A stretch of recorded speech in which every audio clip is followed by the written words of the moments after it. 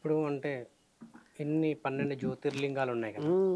So జనరల్గా ఒక మనిషి చనిపోయినప్పుడు కాశీకే ఎందుకు పోవాలి, కాశీలోనే అక్కడ ఏదైతే పిండ ప్రదానం కానివ్వండి, అ- ఈ అస్థికలు కానివ్వండి, సో అక్కడే కలపాలని చెప్పేసి గంగలా అంటారు.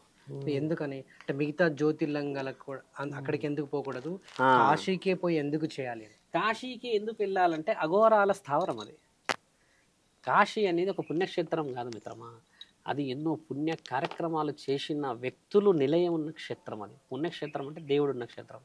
ఈ అఘోరాలు, నాగసాధువులు, శివసాధువులు వీళ్ళందరినీ పరమాత్ముడు ఈ దత్తాత్రేయుడు దత్తత తీసుకొని గురు విద్యని అభ్యసించిన క్షేత్రమే కాశీ క్షేత్రం. బాగా గుర్తుపెట్టుకోండి.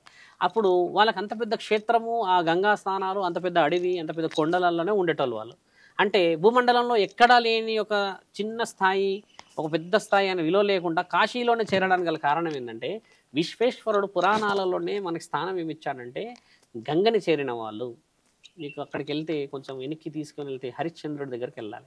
హరిశ్చంద్రుడు ఏం చేస్తాడు, జీవితం మీద విరక్తి చెంది భార్యని, ఒక కొడుకును వదిలిపెట్టేసి కాశీకి వచ్చి కాటికాపరయ్యి అందరికి కాలు చేసే కార్యక్రమంలో ఉంటాడు. దాన్ని వేరే పురాణాల్లో కథలు రాసి ఉన్నాయి. అంటే ఆ యొక్క క్షేత్రానికి ఎవరైతే మరణం చెందుతారో పునర్జన్మ చాలా పవిత్రంగా ఉంటుందన్న నమ్మకం శాసనాల ద్వారా, పురాణాల ద్వారా రుజువులు చేయించబడ్డది. ఎందుకు అక్కడే గురువుగారు ఇప్పుడు మిగతా జ్యోతిర్లింగాలలో లేదు అని అంటే, మరి ఒక్కొక్క జ్యోతిర్లింగానికి ఒక్కొక్క ప్రత్యేకత ఇచ్చాడు. కాశీ ఎందుకు ఇచ్చాడంటే విశ్వేశ్వరుడు స్వయంభుగా వెలిసిన విగ్రహం అని. అంటే ఆయన జ్యోతిర్లింగాలు 12 వచ్చాయి కదా. ఇప్పుడు 12లో 12 భాగాలకు ఒక్కొక్క స్థితిగతులు ఇచ్చాడు. ఇప్పుడు సోమేశ్వర ఆలయం అని చెప్తే గాలిలో ఉందన్నాం, భ్రమరాంబిక దేవి ఈ కౌంచ పర్వతం గురించి అని అన్నాం. ఇప్పుడు విశ్వేశ్వరుడు ఆలయం కూడా మనిషి యొక్క అంతం అక్కడ జరిగితే మళ్ళీ పునర్జన్మ కోసం వస్తుందని చెప్పేసి ఆయన పురాణాలలో హరిశ్చంద్రుడి ద్వారా రుజువు చేయించబడ్డాడు. ఎలా రుజువు చేయబడ్డాడు తెలుసా మిత్రమా? హరిశ్చంద్రుడి కొడుకు చనిపోతాడు. పూర్వం ఏంటంటే ఎవరైనా మనం ఇప్పుడు ఇప్పటికైనా 10,000 కడతామా ట్యాక్స్ వెళ్ళి, ట్యాక్స్ కాదు వానికి శ్మశానంలో వాడికి కడతామా, అది తవ్వడానికనో లేకపోతే కాల్చడానికనో కొంచెం అమౌంట్ పే చేస్తాం. పూర్వం ఏం చేసేవాళ్ళని అంటే అలా పే చేసినప్పుడు ఏదో ఒక వస్తువు ఇష్టం, బంగారమో లేకపోతే ఇంకేదో ఇచ్చేవాళ్ళు, ఎన్నో ఇచ్చేవాళ్ళు. హరిశ్చంద్రుడి యొక్క కొడుకు చనిపోతాడు ఒక సమయంలో. భార్య చాలా దిగ్భ్రాంతమైన స్థితిలో కాశీకి చేరుతుంది. అక్కడికి చేరి అక్కడ కాల్చేస్తే కనీసం పుణ్యమైన బతుకుతుంది. తండ్రి లేకుండా బతికిండు, దీనమైన స్థితి. రాజులాగా ఉండేవాడు అబద్ధాలు ఆడకూడదని అలా తండ్రి సత్యహరిశ్చంద్రుడు అంటారు, అందుకే అబద్ధాలు ఆడాడని. ఆయన దగ్గరకు వచ్చేసి కాల్చేస్తే భార్యను గుర్తుపట్టాడు హరిశ్చంద్రుడు, కొడుకును కూడా గుర్తుపట్టాడు. కాటి మీద వేసేస్తాడు, కాల్చేసేసిన తర్వాత ఈయన అడుగుతాడు తల్లిని, అమ్మా మరి నేను కాటి కాపరినయి కాల్చాను కదా, నీ బిడ్డని ఏదైనా ఇవ్వాలి నాకు, నీ రుణం మరి నాకు ఉండొద్దు, నా రుణం నీకు ఉండకూడదు అని అంటే, నా దగ్గర ఏముంది నాయన అని కొంగు చెప్తున్నాడు. నా దగ్గర ఏం లేదు స్వామి, నా భర్త వదిలిపెట్టి వెళ్ళాడు, నా ఉన్న ఒకగానొకడు చనిపోయాడు, ఇప్పుడు నాకు ఏం బ్రతికే లేదు అని అంటే, నీ మెడలో ఉన్న తాళి అని అంటాడు. అంటే మన సాంప్రదాయాలు ఇంకోటి ఏంది ఉందంటే మిత్రమా, మీరు పురాణాల్లో వెతుకోవచ్చు, భర్త కట్టిన తాళి కేవలం భర్తకి కనబడేది కూడా మన దాంట్లో ఉంది, మిగతా వారికి కనబడదు తాళి. పతివతా మహత్యంలో ఇదొక పెద్ద చాప్టర్ ఉంది. భర్త కట్టిన తాళి కేవలం భర్తకే కనబడుతుంది, మిగతా వాళ్ళకి కనబడదు. అది అంటే దాని యొక్క ఇంత పవిత్రత అది. హరిశ్చంద్రుడికి అది కనబడుతుంది, కనబడగానే ఆవిడ కొంగొదులుతుంది. నా శరీరం మీద ఉన్న తాళి చూశాడు అంటే నా యొక్క పెనిమిటియే, నా హరిశ్చంద్రుడే అని చెప్పేసి, నాదా కాల్చింది నీ కొడుకునే అని అంటే హరిశ్చంద్రుడు చాలా బాధపడిపోతాడు. నా కొడుకుని, ఎందుకంటే తండ్రికి ఎప్పటికైనా బాధ ఉండదా, నా రక్తాన్ని పంచుకొని పుట్టిన వాడిని నేనే అది చేసుకున్నా కదా అని పరమేశ్వరుని ఇద్దరు భార్యాభర్తలు చాలా తీవ్రంగా పూజించి చేస్తే పరమాత్ముడు ప్రత్యక్షమే చెప్తాడు, ఇకపై కాటికాపరివై నీవు ఉంటావు నాతో పాటు. ఎక్కడైతే నా స్థానం అనేది మానవులు ఆలోచించారో అక్కడ నీవు హరిశ్చంద్రుడి కాబట్టి, హరిశ్చంద్రుడి నెత్తికి అది కట్టుకొని చిన్నగా ఇలా పంచలాగా ఉండి కట్టబట్టుకొని నిన్నవాడ విగ్రహాలు కూడా ఉంటాయి ఇప్పటికీ. హరిశ్చంద్ర ఘాట్ అని అంటారు.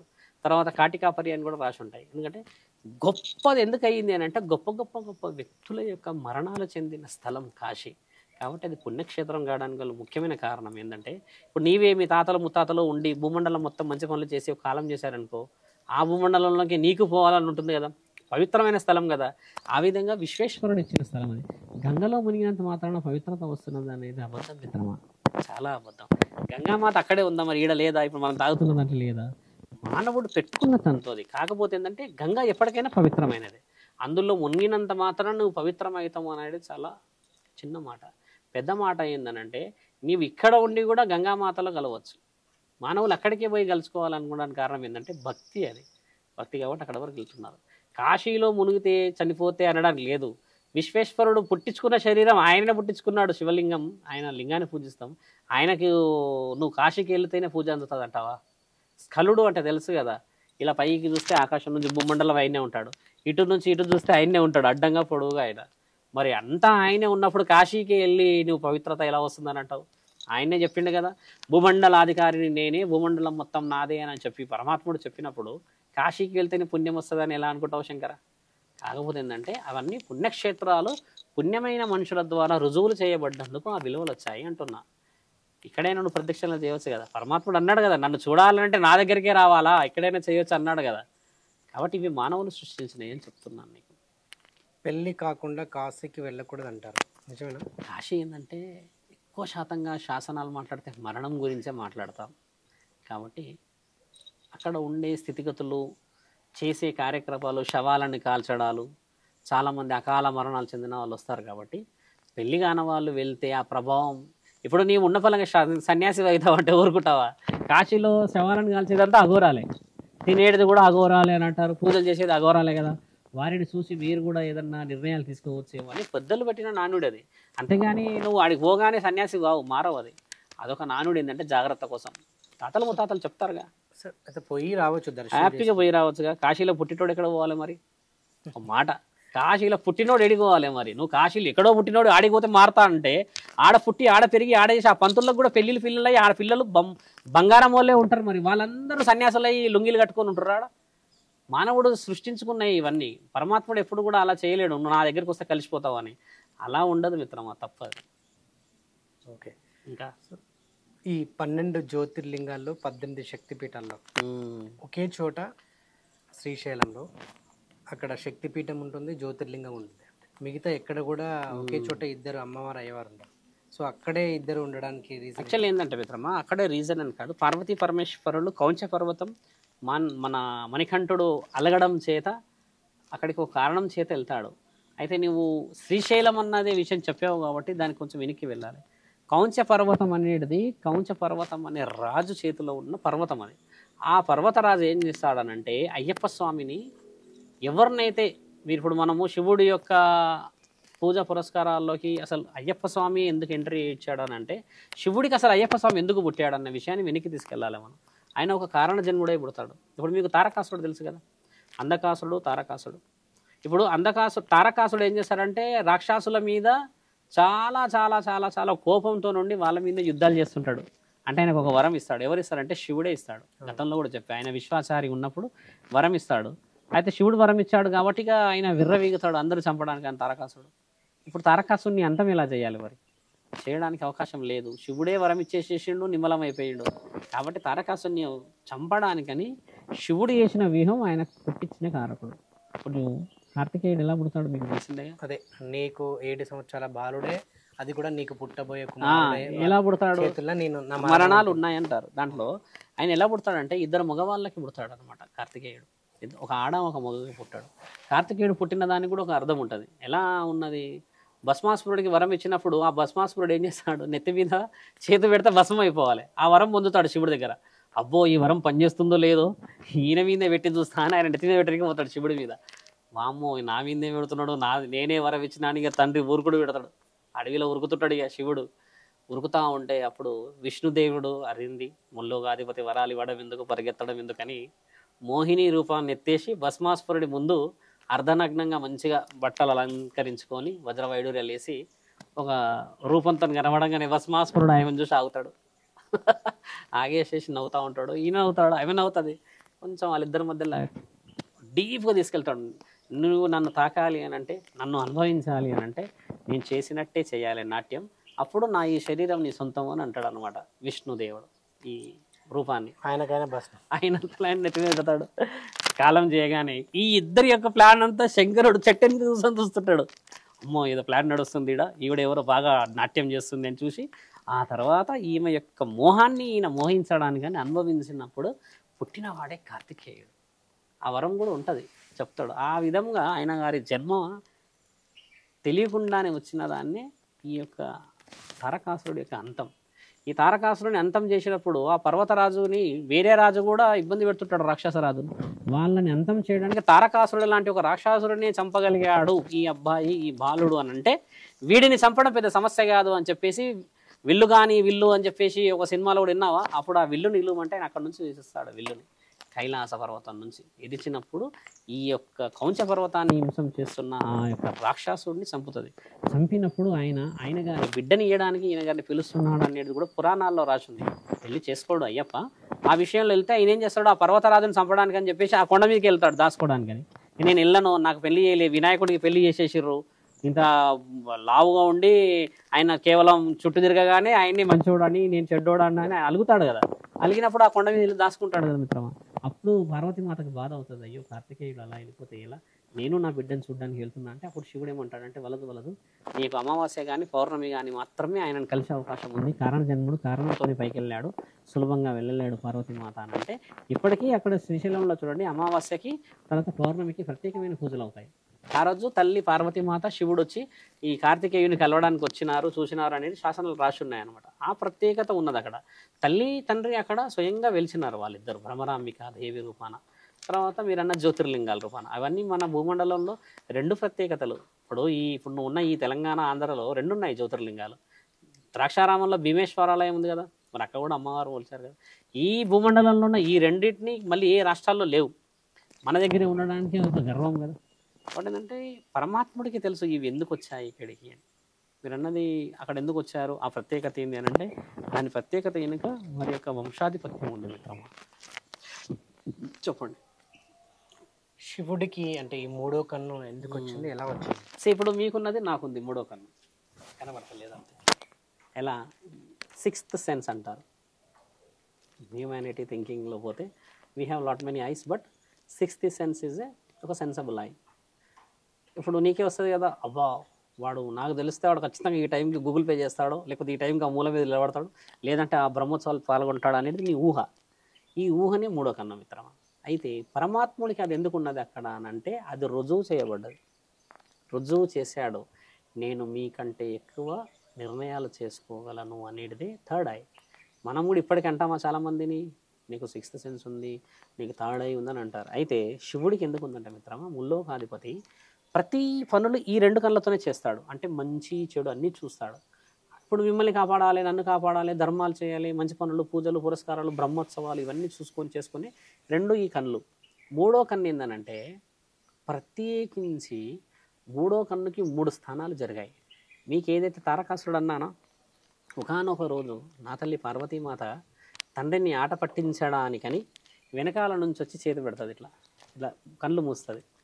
ముల్లోకాధిపతి కళ్ళు మూస్తే ఏమవుతుంది, భూమండలం అంతా చీకటైపోతుంది కదా. తండ్రి ఏమనలేకపోతాడు, ఎందుకంటే ఇష్టంగా వచ్చింది పార్వతీమాత వెనకాల నుంచి పట్టుకోవడానికి. ఇలా అంటే ఎంత నవ్వుతూ ఉంటుంది అమ్మ, ఆ నవ్వుని ఇబ్బంది పెట్టకూడదు అని చెప్పేసి ఏం చేస్తాడంటే వలదు పార్వతి, ఆలోచన చెయ్యి, కన్నులపై నుంచి నీ యొక్క చేతులు తీయవలేను అంటే అమ్మ తీయదు. తీయనప్పుడు తండ్రి కొద్దిగా తెరుస్తాడు కన్ను, అంతే ఇట్లా కొంచెం, కొద్దిగా ఎక్కువ కూడా తెరవడు, కొంచెం ఇట్లా తెరిచి అసలు తల్లికి తెలవాలి కదా అసలు ఏం జరుగుతుందో చెప్పాలని చూపించడానికని కొంచెం తెరుస్తాడు ఇలా కన్ను. ఇప్పటికీ చూడండి కొంచెం ఇలా తెరిచే ఉన్నట్టు. ఇలా కొంచెం తెరిచినప్పుడు ఆ కన్ను ఈ చుట్టుపక్కల వాతావరణాన్ని కానీ కిందికి మీదికి చూసినప్పుడు ఇబ్బంది అవుతుందని ఏం చేస్తాడు, ఆ కన్ను ఇట్లా పైకి తెరుస్తాడు. ఎందుకంటే అమ్మ పట్టుకున్నప్పుడు ఇలా ఉంటుంది కదా కన్ను, ఆ కన్ను పైకి వెళ్తుంది. పైకి వెళ్ళినప్పుడు పెద్ద శబ్దం అవుతుంది పైనుంచి. చాలా చిన్నగా తెరుస్తాడు. అంధకాసురుడు పుడతాడు. అంధకాసురుడు చాలా పవర్ఫుల్. ఆయన కన్నులు లేకుండానే భూమండలాన్ని శాసించినవాడు, ఈ దేవతలని. అంధకాసురుడు పుడతాడు. ఆ తల్లికి అర్థమైపోతుంది అక్కడ, అయ్యో సిచ్యువేషన్ నేను తప్పు చేశాను కదా, నీకు కన్ను తెరిసేస్తే. తండ్రి అమ్మని ఏమన్నాడు, కొంచెం వాళ్ళ ప్రేమ ఆ యొక్క క్రియా ప్రక్రియల విషయంలో అమ్మని ఏమనుకుంటూ వదిలేస్తే, తర్వాత మీరన్న ఆ మూడో కన్ను విషయంలోనే ఇంకో మారు పొరపాటు జరుగుతుంది మళ్ళీ. అసలు 3 కన్నులు శివుడికి ఎందుకు ప్రత్యేకంగా ఉన్నది అని పరీక్ష చేసే నిమిత్తం చూస్తే, తండ్రిని అమ్మ ఇబ్బంది పెట్టే సమయంలో 2 సార్లు ఇలా అన్నప్పుడు పైకి కిందికి చూస్తాడు కదా తండ్రి. పైకి చూసినప్పుడు అంధకాసురుడు పుడతాడు, కిందికి ఇట్లా ఒకసారి కిందికి చూస్తే భూమండలం చీలుతుంది అన్న ఉద్దేశం తను ఏం చేస్తాడంటే ఆ కన్నుని తండ్రి నీళ్ళ వైపు, గంగ వైపు మలుపుతాడు. ఆ చూపుని కొద్ది చూపే ఇలా మలిపి ఇలా వదులుతాడు అంతే. వదిలినప్పుడు జలేంద్రుడు పుడతాడు నీళ్ళల్లో నుంచి. ఆ జలేంద్రుడిది కూడా శివపురాణంలో స్పష్టంగా స్టోరీ రాసి ఉంటుంది. జలేంద్రుడు పుడతాడు, ఇద్దరు పుడతారు అప్పటికి. పుట్టిన తర్వాత సృష్టిలో వైపరీత్యం ఇవన్నీ, ఎందుకంటే పొగరుతో పుట్టేస్తారు వాళ్ళు. శివుడి యొక్క రక్తంతో పుట్టినామని, వారి యొక్క వారసత్వంగా పుట్టినామని దైవరాజ్యం మీదకి చాలా దండయాత్రలు చేస్తారు. ఆ తరుణాలు వేరు. మళ్ళీ ఈ 2 సార్లే తెరిచాడు తండ్రి. తర్వాత 3వసారి తెరిచే అవకాశం మానవుడు ఇంకా ఎప్పటికీ ఇవ్వలేడు, భూమండలం కూడా ఇవ్వకూడదు. ఎందుకంటే ఎక్కువ శాతంగా ఈ రెండింటితో మంచిగా చేస్తాడు తండ్రి. 3వ కన్నుల్లో మనం చేస్తున్న చెడు, సృష్టి వినాశనం, ఈ జరుగుతున్న చెడు చెండ్ల పనులన్నీ బందీ చేస్తూ ఉంటాడు. ఇక్కడ ఎలా బందీ అవుతున్నాయంటే మిత్రమా, అవి ఆ యొక్క చేస్తున్న ఈ దౌర్భాగ్యత్వాన్ని శివుడి కన్ను మూయలేకపోతుండంట. మీకు డౌట్ వచ్చిందా? శివుడి కన్ను కొంచెం తెరిచి ఉంటుంది, ఎప్పుడు ఎక్కడ చూసినా తెరిచే ఉంటుంది. అది ఆయన మూయలేకపోతుండంట ఈ చేస్తున్న పాపాలకి. ఒకవేళ ముయ్యలేకపోతున్నందుకే ఇన్ని సృష్టి వినాశాలు. ఇప్పుడు జలేంద్రుడు ఎన్ని భూకంపాలు తెచ్చి ఎంతమందిని మింగాడు తెలుసుగా మీకు, జలేంద్రుడి ప్రభావం. అలాగా తండ్రి ఒకవేళ 3వ కన్ను తెరిస్తే ఏమైపోతుంది మొత్తం సృష్టి? ఎందుకంటే ఇట్లా చెడు దాగుంది కదా, చెడుని నింపేశాడు. మానభంగాలు, అత్యాచారాలు, తర్వాత హత్యలు, మంచి చెడు ఏది లేకుండా విలువలేని సమాజం అయిపోయి ఒకరినొకరు నరుక్కునే స్థితి వచ్చినాయి. అన్నీ చూసి చూసి చూసి చూసి చూసి ఇక్కడ భరిస్తున్నాడు. ఎందుకంటే ఈ 2 కన్నులతో డిస్టర్బెన్స్ కాకూడదు. మళ్ళీ ఇదే 3వ కన్ను ప్రత్యేకత, ఇదే 3వ కన్ను యొక్క వివరణ ఇంకోటి ఏముందంటే, ఇంద్రుడు తండ్రి పరమాత్ముడు ఒకానొక రోజు చాలా భీకరమైన అడవిలో, అరణ్యమైన చాలా చాలా కాకులు కూడా దూరని అడవిలో శివుడు కూర్చొని పశుపతి రూపంలో కూర్చొని తపస్సు చేస్తూ ఉంటాడు. తపస్సు చేస్తూ ఉంటే ఇంద్రుడు ఆయనకి కొంచెం ఏనుగు వాహనం. ఇక ఇంద్రదేవుడు ఏం చేస్తాడు, వచ్చి ఎవరో దేశదిమ్మరి ఈడ కూర్చొని పెద్ద అది చేస్తున్నాడు ఇది చేస్తున్నాడు అని అహంకారంతో కిందికి దిగి పిలుస్తూ ఉంటాడు. గట్టి గట్టి మాట్లాడుతుంటే తండ్రి చూడాడు, ఎందుకంటే దీక్ష భంగం కాకూడదు కదా. కోపం వస్తూ ఉంటుంది తండ్రికి. ఇట్లా అయితే వినడు ఈయన గారు ఎవరో మొత్తం ఇలా నగ్నంగా అర్ధనగ్నంగా కూర్చొని పులి శరీరం మీద కూర్చొని చంద్రవంక పెట్టుకొని కూర్చొని ఉన్నాడు, అసలు ఏమర్థమైతే లేదు, చూడ్డానికి అంత దుమ్ము పట్టింది అని చెప్పేసి ఒక కర్ర లాంటి వస్తువుని తీసి తండ్రిని కొట్టడానికి వస్తాడు, అంటే దీక్ష భంగం చేయడానికి వస్తాడు. వచ్చినప్పుడు ఈ 2 కన్నులు చేస్తే దీక్ష భంగం అవుతుంది కదా. 3వ కన్ను తెరుస్తాడు తండ్రి. 3వ కన్ను మొత్తం కూడా తెరవాడు. మళ్ళీ కొద్దిగా ఇట్లా ఇట్లా కదిలించి ఇట్లా చూసేసరికి శివుడు అని అర్థమైపోతుంది ఇంద్రుడికి. పక్కన నారదుడు వేరే దేవాది దేవతలు అప్పుడే వచ్చేసి బ్రహ్మ విష్ణువులు వచ్చేసి ముల్లోకాధిపతి దీక్ష భంగం చేసావు నీవు ఇంద్ర, అనుభవించక తప్పదు శిక్ష అని అన్నప్పుడు ఆ 3వ కన్ను తెరిచినప్పుడు వెలుగు వచ్చేసి మళ్ళీ జలేంద్రుడు అంటే ఈ నీళ్ళ మీద పడుతుంది. అది కూడా మళ్ళీ ప్రత్యేకత, అదొక కథనం ఉంది మన దగ్గర. అప్పుడు ఇంద్రుడు వచ్చేసి కాళ్ళు మొక్కి అది చేసి ఇది చేసి నన్ను క్షమించండి అది అని చెప్తే, ఈ 2 కన్నులు తెలిస్తే కూడా సమస్య వస్తుంది ఏమో మానవులకి, అంటే ఈ 2 కన్నుల వల్ల నేను మంచి చేస్తున్నా కదా భూమండలం మొత్తం, అందుకని 3వ కన్ను తెరిచి చూపిస్తా అని ఆయన జ్ఞానోదయం చేస్తాడు. 3వ కన్ను యొక్క ప్రత్యేకత అది కూడా ఉంది. ఇప్పుడు చెడులన్నింటినీ ఆయన కోపాన్ని కూడా ఇందులోనే దాచినట్టు కదా. ఆ సమయంలో ఎన్నో దౌర్భాగ్య స్థితులను దాచాడు కదా. శివుడు 3వ కన్ను తెరిచే అవకాశం మానవుడు ఇవ్వకూడదు, భూమండలం స్వీకరించకూడదు. ఈసారి వచ్చిందంటే ప్రళయం, అందులో అగ్ని ఉంటుంది, చెడు ఉంటుంది, ఎన్నెన్నో ఉంటాయి కాబట్టి భస్మం చేయడానికి ఆయన వెనకాడాడు. ఇక ఈసారి ఆపడానికి అప్పుడు సమస్యలు వచ్చాయి, సందర్భాలు ఉన్నాయి, ఆపగలిగారు. ఇప్పుడు ఆపలేరు మిత్రమై. ఇంద్రుడి పరిస్థితి ఇప్పుడు ఇంద్రుడిని క్షమాభిక్ష చేస్తారు, ఎందుకంటే దేవాది దేవతలు వచ్చి ఆపడం చేత ఇంద్రుడిని క్షమించమని చెప్పేసి. ఇంద్రుడికి చూడండి భూమండలంలో ఆయన స్వర్గాధిపతి ఇంద్రుడు, అంతే. ఇక ఆయన అధిపతి, ఆయన స్థానాలు ఆయన. ఇంద్రుడి గుడులు ఎక్కడ ఉండవు, బ్రహ్మదేవుడి గుడిలో ఎక్కడ ఉండవు. ఎవరైతే తప్పు చేయబడ్డారో వాళ్ళ విగ్రహాలు ఉండవు భూమండలంలో, ఇదే నిజం. అందుకే విష్ణుదేవుడి యొక్క విగ్రహాలు, శివుడి యొక్క విగ్రహాలు ఎక్కువ ఉంటాయి. విష్ణువు ప్రాయశ్చిత్తపడ్డాడు కదా. విష్ణు ఏం చేశాడు, నేను మొట్టమొదటి క్వశ్చన్ మీరు అడిగారు కదా, ఆ అగ్ని స్తంభం వచ్చినప్పుడు విష్ణువు పశ్చాత్తాపడి అబద్ధాలు ఆడకుండా తండ్రి దగ్గరకు వచ్చి ఓడిపోయిన స్థితిలో ఉన్నందుకు నిజమే ఒప్పుకున్నాడు. కానీ బ్రహ్మదేవుడు అబద్ధాలు ఆడిండు కదా మొగలిపు విషయంలో. అందుకని విష్ణువుకి తండ్రి వరం ఇస్తాడు, ఇకపై నీవు నా వల్లే పూజించబడతావు భూమండలం మీద, నాకు ఎలాంటి విగ్రహాలు కడతారో నీకు అలాంటి కడతారు అనేది తండ్రి వరం ఇస్తాడు. విష్ణువే వచ్చి క్షమించమని అడుగుతాడు. అడిగిన తర్వాత వాళ్ళందరూ ఆ తరుణానికి విలువ అక్కడికే ఆగిపోతుంది. తర్వాత ఏం జరిగింది, వాళ్ళు ఏం చేశారు అన్న విషయాన్ని శాస్త్రజ్ఞానాల్లో రాయలేరు. అంటే జరిగిన తరుణమే ముఖ్యమైనది మనకి. సో శివుడికి అంటే పుట్టుక చావు 2 లేవా? ఖచ్చితంగా. మిగతా దేవతలకి, మిగతా దేవుళ్ళందరూ చూడండి, ఒక శివుడి యొక్క విషయమే ముల్లోకాధిపతి, తర్వాత అంత శక్తివంతుడు అనే పేరు ఎందుకు వచ్చింది అంటే, విష్ణువుకి జననం మరణం రాసింది మన దగ్గర, బ్రహ్మకి రాసి పెట్టారు. తర్వాత మిగతా ఏ దేవుడికి చూసినా అవతారాలు ఎత్తారు. కానీ శివుడైతే అవతారం ఎక్కడా ఎత్తలేడు, మళ్ళీ ఎప్పుడు సందర్భాలు రాలేవు. మరణం అయితే ఎవరికి తెలియదు, జననమే తెలియదు, ఇక మరణం గురించి ఎవరు మాట్లాడతారు. కాబట్టి జననం మరణం అని లేని ఒకే ఒక దేవుడు ఈ యావత్ భూమండలం మొత్తంలో ఈ గ్రహణం మీద శివుడు ఒక్కడే, కాబట్టి ఆయనే ముల్లోకాధిపతి. స్ట్రేట్ అవే క్వశ్చన్ కాదు ఆన్సర్. అవి రుజువు చేయగలిగితే ఆయన కూడా మీరు అన్నట్టుగానే ఆయన దేవుడు కాదు, లేకపోతే ఆయన ఒక ఇది, లేకపోతే ఆయన శ్మశాన నివాసి, ఆయన విభూది రాసుకుంటాడు, దేశ దిమ్మరై తిరుగుతాడు అనవచ్చు. జననం మరణం అనేది రుజువే లేని దేవుడు కాబట్టి ఖచ్చితంగా ముల్లోకాధిపతే కదా. ఆయన లక్షల రుజువులు ఇచ్చాడు నేను ముల్లోకాధిపతిని అని చెప్పేసి. మిగతా దేవతలకి మరణము జననము మళ్ళీ వారు అవతార పురుషులై పుడుతూ వచ్చారు. వాళ్ళకి అలా ఉండడం చేత శివుడికి ఇలా లేకపోవడం చేతనే ప్రత్యేకత శివుడిది అని చెప్పవచ్చు మనం. ఇప్పుడు ఎవరెస్ట్ ఇవన్నీ ఎక్కారు కదా మానవులు. సో కైలాసంలో నిజంగా శివుడు ఉంటాడా? మరి మానవులు ఎందుకు అంత దూరం చేరలేకపోతున్నారు? వాస్తవం చూడండి, భగవంతుడి యొక్క శక్తి చాలా చాలా చాలా ప్రత్యేకమైనది. కైలాసం అనేది ఒక సరోవరం. సరోవరం అంటే స్వర్గం. స్వర్గంలో మనం అంటూ ఉంటాం దేవతలు ఉంటారని, పుణ్యమైన దంపతులు ఉంటారని, దేవదూతలు ఉంటారని, ఇలా కొన్ని సమాచారాలు ఉన్నాయి. కైలాస పర్వతం అనేది శివుడి యొక్క నిలయం అంటూ ఉంటారు. అంత పెద్ద పర్వతాన్ని చేరిన మహానుభావులు మన భూమండలంలో ఉన్నారు. కాకపోతే అక్కడికి వెళ్ళిన వారు తిరిగి రాలేరు. ఇప్పుడు శివుడే జీవితం మొత్తం కానీ మన ఈ భవిష్యత్ ప్రణాళికలు మొత్తం కానీ ఆయన్నే. అంతం అనేది ఆయన చేరిన తర్వాత అంత పవిత్రతని అంత గొప్ప కీర్తిని సంపాదించిన పుణ్యవంతుణ్ణి మళ్ళీ శివుడు అదే శరీరంతో పంపించుకోవాలన్న స్థితిగతులు కూడా లేవు. ఎందుకంటే శివుడిని అంత ప్రత్యక్షంగా చూసిన వాళ్ళు కానీ అంత దగ్గరగా కలిసిన వాళ్ళు ఈ శరీరాన్ని వదలక తప్పదు కదా మిత్రమా. అంతరార్థమే ఆయన తెలిసినాక ఇంకా ఆయన దగ్గర కాకపోతే ఇంకే దగ్గర పోతావు అంటే చూసిన తరుణం మర్చిపోకూడదు. చూసిన తరుణం చరిత్రలో ఎప్పటికీ కూడా ఎవరికి కూడా మనం చెప్పుకునే స్థితిగతులు రాకూడదు. కాబట్టి ఆ యొక్క జ్ఞాపకం అనేది అక్కడికే ముగిసిపోవాలి. నీకు తెలుసా మిత్రమా, దేవుడు కలలో పెడితే కూడా చనిపోయిన వాళ్ళు ఉన్నారు చాలామంది. ఎందుకంటే ఆ యొక్క అపియరెన్స్ అనేది శాశ్వతంగా ఉండాలని కాలం చేస్తారు.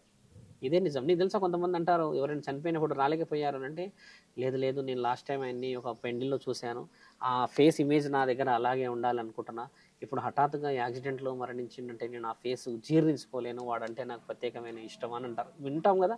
ఆ ఇమేజ్ చాలా ముఖ్యమైనది మిత్రమా. ఒకసారి పరమాత్మని అలా చూసినాక ఈ దేహంతో ఇంకా వేరే ఏ పనులు ఉన్నాయి?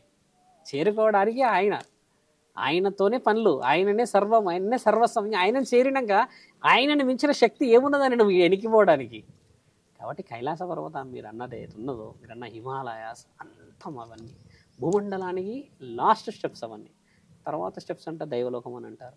మనమైతే దైవలోకం అని చెప్పి మెట్లెక్కిన వాళ్ళం కాదు, చూసిన వాళ్ళం కాదు. పురాణాల్లో రాసున్నాయి ఇవన్నీ, శాసనాలు వీరుల ద్వారా రాసిపడ్డాయి. అంత పెద్ద పర్వతం ఎక్కిన వాళ్ళంటే ఎక్కిన వాళ్ళు ఉన్నారు, కానీ వారి యొక్క లక్ష్య సాధన వేరు. శివుడినే చేరడానికి ఎక్కిన వాళ్ళు వేరు. ఇంకోటి ఏంటంటే మిత్రమా, ధర్మశాస్త్రానుకంగా నువ్వు మాట్లాడితే శివుడిని చేరడానికి కైలాస పర్వతం ఎక్కాలని ఎక్కడ రాసలేదు కదా. ఎక్కడైనా నీ మనస్సు అంతఃకరణ శుద్ధితో ఉన్నప్పుడు మంచి శక్తి భక్తులు పెట్టుకుంటే శివుడు ప్రత్యక్షంగా నీ దగ్గరికే చేరుతాడు కదా. శివభక్తులకి ఎంత విలువ ఉంది నీకు తెలుసా మిత్రమా? చాలామంది తెలుసుకోవాలి, ఇది మీరు స్ప్రెడ్ చేయవచ్చు. శివుడు శివభక్తులకి ఇచ్చే ప్రత్యేకత ఏం తెలుసా మిత్రమా? ఆయన కిందుండి ఆయన భక్తుల్ని మీద పెట్టుకుంటాడు ఆయన. దానికి ప్రత్యేకతనే అది. మీకు తెలుసా, చాలామంది గుడులలో గురువుల ఫోటోలు పెట్టుకుంటారు. ఆ గురువుకి వచ్చేసేమో దేవుడు గురువు అంటే శివుడే గురువు, కానీ ఆ గురువు యొక్క శిష్యుడు చేసిన గొప్ప పనులకి శివుడితో సమానంగా విగ్రహాలు పెట్టుకుంటారు ఇలా. అంటే దాన్ని కూడా స్వీకరిస్తాడు ఆయన. లైవ్ ఎగ్జాంపుల్ నీకు చెప్తా. ఇప్పుడు ప్రత్యక్షంగా నేను ఎక్కడెక్కడ గుడి కట్టాడు విగ్రహాలు కట్టాలి చూడాల్సిన అవసరం లేదు. మన దగ్గర తెలంగాణ ప్రాంతాల వేములవాడలో ఉన్న రాజన్న సిరిసిల్ల వెళ్ళి చూడు నువ్వు. ఒక ముసల్మాన్, ఒక ముస్లిమ్స్ది అందులో ఒక చిన్న గద్దె ఉంటుంది ఆడ. చాలామంది తండ్రిని దర్శించుకొని వచ్చాక ఆయన ఇలా కొట్టి ఇలా పంపుతూ ఉంటాడు. ఆయన గారి యొక్క చరిత్ర ఎంత గొప్పది. ఆయనను ఎందుకు పెట్టాడు అక్కడ? హిందూ ధర్మమే కదా మిత్రమా. ఒకప్పుడు మన మీద ధ్వంసం చేసింది చాలామంది వేరే పాశ్చాత్య దేశస్తులు కదా. అక్కడ ఎందుకు ఆ స్థానం ఇచ్చాడు అంటే, ఆయన గారు ఒకప్పుడు తండ్రికి భక్తుడు, ఒకప్పుడు ఆయన తండ్రికి గొప్ప పనులు చేశాడు. తండ్రి ఆయన గారి యొక్క స్థితిగతులను మెచ్చాడు. వేములవాడ విషయంలో ముఖ్యమైన కీలక పాత్ర సంపాదించిన భక్తుడు ఆయన. అందుకని తండ్రి ఇచ్చింది ఏంటంటే, నన్ను దర్శించిన వాళ్ళు నిన్ను దర్శించెళ్తారు. ఆయన సమాధి అది, ఆయన కూర్చుంటున్నది అక్కడ. ఆయన సమాధి ఉంది అక్కడ. సమాధి మీద ఇలా కొంచెం గ్రీన్ కార్పెట్ వేసి కొన్ని పువ్వులు వేసి ఉంటాయి. ఆయన తాయెత్తులు కడతాడు. చూడండి, వేములవాడ అనేది ఒక పెద్ద క్షేత్రంలో ముస్లిమ్స్ ఒక వ్యక్తి యొక్క పూజా మందిరాన్ని స్వీకరించి దాన్ని అందరు దర్శించుకుంటుంటే కూడా ఎంతో ఆనందంగా పోతారు. కానీ ఒక్కరోజు వెనక్కి తిరుగుబాటు చేసిన వారు లేరు, చూసిన వారు లేరు. అది శివుడి యొక్క గొప్పతనం. అదే శివుడి శివలింగాలను ధ్వంసం చేయడానికి వచ్చారు. మా దగ్గర ఉందిగా శివలింగం. ఇక్కడ గురుగారు పెట్టిన జగదీశ్వర ఆలయాన్ని కూడా దొంగిలించడానికని గడ్డపారతో కొడితే 24 పోట్లు పడ్డాయి. ఇప్పటికీ ఆ శివలింగం మీద అలాగే పోట్లు ఉన్నాయి. మరి శివలింగాన్ని కొట్టిన వాడిని తండ్రి ఏం చేయాలి? లేపేయాలనా? లేకపోతే మనం పుట్టించొద్దా? కానీ అక్కడే గుడి కట్టించుకున్నాడుగా మళ్ళీ. అక్కడే పూజలు చేసుకుంటున్నాడు మళ్ళీ అక్కడే ఆయనకి ప్రత్యేకమైన రోజులు జగదీశ్వర ఆలయం అని చెప్పుకుంటున్నారు కదా. ఈరోజు గుడి కట్టారు అక్కడ, ఈరోజు గుడి కట్టి గొప్పగా చేశారు. నేను గురువు గారికి సన్మానం జరిగింది అక్కడ. అంటే శివుడి అంతం అనేది ఏంటంటే మిత్రమా, భక్తిని గెలవడం మాత్రమే. అంతేకాని వజ్రాలు వైడూర్యాలు నన్ను చేరడానికి నీకు కావాల్సిన పర్వతాలు శిఖరాలు కాదు. నన్ను చేరడానికి నీ యొక్క స్థితిగతులతో నాకు పని లేదు. కొట్టించుకుంది ఆయన కదా మిత్రమా. శివరాత్రి రోజు ఉపవాసం జాగరణ ఎందుకు చేస్తారు? చూడండి, ప్రత్యేకమైన ప్రశ్న కాబట్టి శాస్త్రజ్ఞానాలలో ఏం రాసిందంటే మిత్రమా, శివుడి యొక్క పెళ్లి హంగు చాలా చాలా హంగుతో ఆర్భాటంతో వైభవంగా చేస్తాం. ఓ పెద్ద పెద్దగా భోజనాలు పెడతాం కదా. శివుడిది నేను చెప్పినట్టుగా బ్రహ్మ విష్ణుల రోజు ప్రత్యేకంగా వచ్చిన రోజు అలా కాలకాలం అయినా వచ్చేస్తూ ఉంది, పెళ్లి రోజు చేసుకుంటూ వస్తున్నారు. శివుడు ఏం చేశాడు, పరీక్షించదలిచాడు మనుషుల్ని. అదేంది మానవులు బాగా చేస్తున్నారే భోజనాలు, ఊరంతా పండగ, పెద్ద పందిర్లేసి భజంత్రీలు తర్వాత గట్టి మేళాలు పెడుతూ ఉన్నారుగా, ఒక్కసారి వీళ్ళని పరీక్షించి చూద్దాం. ఆకలితో ఉన్నవాడికి అన్నం పెడతారా, లేకపోతే ఆ శివాడి యొక్క రూపం అంటే ఆ పూజ ఆ విగ్రహాలకి నైవేద్యాన్ని సమర్పిస్తారా చూస్తాం. అంటే విగ్రహాల్లో నేను ఉన్నాను నమ్ముతాడా, నిజంగా ఆకలైన వాడిని నమ్ముతాడా? బలమైన ప్రశ్న మీరు అడిగింది. అంత పెద్ద పెద్ద హంగారు ఆడపడంలో వస్తాడు ఈయన గారు, దుస్తులు సరిగా ఉండవు, చినిగిపోయిన జుట్టు అంతా వేసుకొని వచ్చి అమ్మా భవతి భిక్షాందేహి అని గట్టిగా అరుస్తాడు. ఒకే అరపు గురికొస్తారు 10 మంది. ఉందయ్యా అంత పెద్ద పూజ జరుగుతుంది, పెళ్ళి అవుతుంది, నువ్వు నీకు భిక్షేస్తామా, ముల్లోకాధిపతికి పెట్టాలి కదా నైవేద్యం, తండ్రికి అది చిన్న చూపు చేస్తారు. విగ్రహాలు తింటున్నాయా అమ్మ, ఆకలి అవుతుంది నాకు పెట్టండి అని గట్టిగా అడిగితే కూడా ఆయన తోసేస్తారు. వీళ్ళు భిక్షాటకు వచ్చినాం అక్కడ కూర్చో ఎక్కడ కూర్చో అని చాలా తీవ్రంగా ఇబ్బంది పెడతారు. నిజంగా ఆకలి అవుతుంది ఎవరికి, ఈయనకి. అసలు ఆకలే కాని విగ్రహానికి మనం తింపుతూ ఉన్నాం. నైవాళ్ళు ఇవియో పాలాభిషేకాలు ఎక్కడా రాసేలేదుగా. తండ్రి శపిస్తాడు అప్పుడు, స్వీకరించని విగ్రహానికి పెడుతున్న మీ భోజనం ఎప్పటికీ కూడా వృధానే అవుతుంది. నిజంగా ఆకలి అవుతున్న వాడికి పెట్టిన మీ అన్నం పరబ్రహ్మం అవుతుంది. కాబట్టి ఈ రోజు నుంచి ఏదైతే శివరాత్రి మీరు చేస్తున్నారో, ఆ జన్మ సాధువునైన నేను శివభిక్షాటనకు వచ్చినందుకు మీరు జన్మ జన్మలకి ఉపవాసం ఉంటేనే ఆ యొక్క పెళ్ళికి విలువ అని చెప్పేసి అస్తు అని వెళ్తాడు. అస్తు అని అంటే ఇంకా ఆయన అస్తు అన్నాడు అని అంటే భూమండలం సైతం వణికిపోవాలి అంతే. అస్తు అనేసి వెళ్ళిపోతాడు శాపం పెట్టేసి. ఉపవాసం ఉండదురు కాక, అన్నం కోసం అలవడించదురు కాక, నిజంగా ఆకలి కోసం వచ్చిన వాడిని మీరు ధిక్కరించడం చేత మీకు ఆ రోజు అన్నం విలువ తెలవాలి. సాక్షాత్తు పరమేశ్వరుడైన పెళ్లి రోజే మీకు ఆకలి విలువ తెలవాలి. అన్నీ వండేసేసి తినకుంటుంటే ఎలా ఉంటుంది మన బాధ. అందుకైనా ఆయన శాపాన్ని పెట్టి వెళ్తాడు, అనుభవించుదురు కాక అని చెప్పి వెళ్ళిపోయిన తర్వాత రాను రాను రాను రాను రాను రాను మానవుడు ఎంతటి దౌర్భాగ్యమైన స్థితిలో ఉన్నాడంటే ఆ రోజు పుణ్యం అనుకుంటున్నాడు, కానీ ఆ రోజు పాపంలో మనం ఉన్నాం. అర్థమైందా మిత్రమా? భవతి భిక్షాందేహి అన్న వాడికి ఊటనే వెళ్ళి కాలుగడిగి నాను నెత్తిలో నీళ్ళు పోసుకొని ఆయన నువ్వు ఎత్తుకొని రమ్మంటున్నావా? కూర్చోండి అనో లేకపోతే నీ దగ్గర ఉన్నదో తిండి పెడితే ఆయనే వెళ్ళిపోతాడు కదా. అదొదిలిపెట్టేసేసి మానవుడు చూసారా, పాలాభిషేకాలు, నీలాభిషేకాలు, నెయ్యి, పండ్లు, పలహారాలు, పట్టు వస్త్రాలు పెడుతున్నారు. భగవంతుడు ఎప్పుడైనా మీకు కనబడ్డాడా? మీరు అన్ని పెట్టుకున్నాయి తీసేసుకొని వచ్చి నిలబడ్డట్టుగా. విగ్రహానికే కదా పూజ చేస్తాం, మరి నిండుగా వచ్చిన మనిషికి ఎందుకు పెట్టట్లేడు? తండ్రి అంతరార్థం ఏంటంటే మిత్రమా, నిండుగా ఆకలైన వాడికి పెట్టని మీ పూజలు దేని కొరకు? స్వీకరిస్తున్నా నేను, మీరు చెప్పిన పూజలు పురస్కారాలన్నీ నేను స్వీకరిస్తున్నా, కానీ నిజమైన ఆకలి అయిన వాడికి ఎందుకు మీరు పెట్టట్లేరు? అభిషేకాలు నాకు చేస్తున్నారు, నాకు ఇష్టమే. పూజలు నాకు చేస్తున్నారు, నాకు ఇష్టమే. 4 గంటలకి మీతో పాటే లేపుతున్నారు, నన్ను లేస్తున్నా, నాకు ఇష్టమే. 3 పూటల భోజనం దొరకక భిక్షాటనమై ఆడ శాపగ్రస్తులై అనుభవిస్తున్న స్థితిగతులేవి. పుణ్యం అంటే ఏంది మిత్రమా? అదే కదా. అందుకని శివుడి యొక్క శాపం అది, శివుడి యొక్క వరం, శివుడి యొక్క పండుగ రోజు కాదు అది. శివుడు పెట్టిన శాపమే ఉపవాసం. శాస్త్ర జ్ఞానాల్లో రాసున్నాయి, శివపురాణంలో చదివితే మీకు ఆయన గారి గురించి చాలా బలంగా చెప్పుంటాయి. ఇవన్నీ రుజువులతో మనము ప్రణాళికలు వేసి భవిష్యత్తు చెప్పాలి. చాలామందికి పరమాత్ముడితో చెప్పలేడు కదా శంకర, ఎక్కడ చెప్పలేడు కదా. అభిషేకాలు నువ్వు ఇష్టంగా చేసుకుంటున్నావు, ఆయనకి చేసుకోమంటున్నాడు కదా ఆయన, కానీ నువ్వు దాంతోపాటు ఇది కూడా చేయవచ్చు కదా. చెప్పండి. ఓకే, మరొక ఎపిసోడ్లో మరిన్ని విషయాలు శివరాత్రి గురించి ఖచ్చితంగా ధర్మం రక్షిత.